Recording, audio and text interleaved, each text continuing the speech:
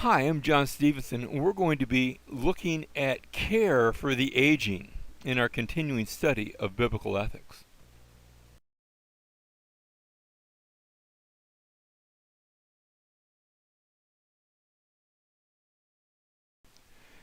A survey was done quite a while back where a group of resumes were sent out and job applications made, and the only difference was in the age of the person that was applying for the job. And that and overwhelmingly, it was at least a 2-to-1 margin that employers favored hiring the young person who had identical circumstances. Who is more likely to get hired for a job? The way we view the elderly, um, both in that area and in so many areas, is quite telling. Proverbs chapter 20, verse 29 says, "The glory of young men is their strength, and the honor of old men is their gray hair." Notice that honor is something that is supposed to come, at least back in the ancient world, with age. And it's becoming less and less honorable in our day and age that have a culture of youth. Leviticus chapter 19 and verse 32 says, "You shall rise up before the gray-headed and honor the aged, and you shall revere your God. I am the Lord." That's part of a whole series of commands. Each one says, "I am the Lord." In other words, these are important commands. I'm giving you these. But notice one of the commands was to honor the aged one, to revere them, to honor them, because we worship the Ancient of Days, the one who was without age, who has been around forever and ever. Proverbs 16, verse 31. A gray head is a crown of glory. It is found in the way of righteousness. And so there's something special about getting older and about exhibiting that sort of crown. Proverbs 17, verse 6. Grandchildren are the crown of old men. And not all old people have grandchildren. I'm fortunate to be able to be one of those who has such a crown. Grandchildren are the crown of old men, and the glory of sons is their fathers. And so there's something special about those old age years that can be absolutely wonderful. Titus chapter 2, Titus gives a number of instructions. He says, older men, in chapter 2, verse 2, older men are to be temperate, dignified, sensible, sound in faith, in love, in perseverance.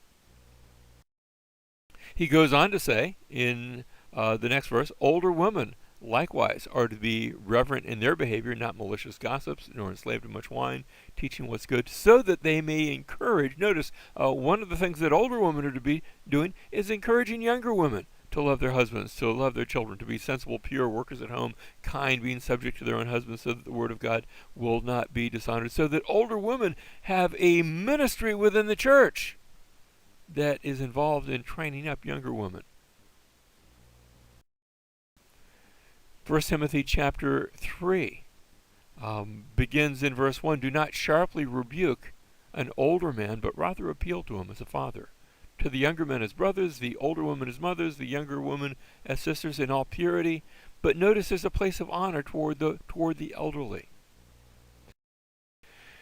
Paul goes on in the same chapter to say, "Honor widows, who are widows indeed." In other words, those who, and notice, he describes this: if any widow has children or grandchildren, they must first learn to practice piety in regard to their own family, and to make some return to their parents, for this is acceptable in the sight of God. So that the church had a ministry of assisting those who were befit, who were widows and could not support themselves, but if they had children or grandchildren, those children or grandchildren were to care for them.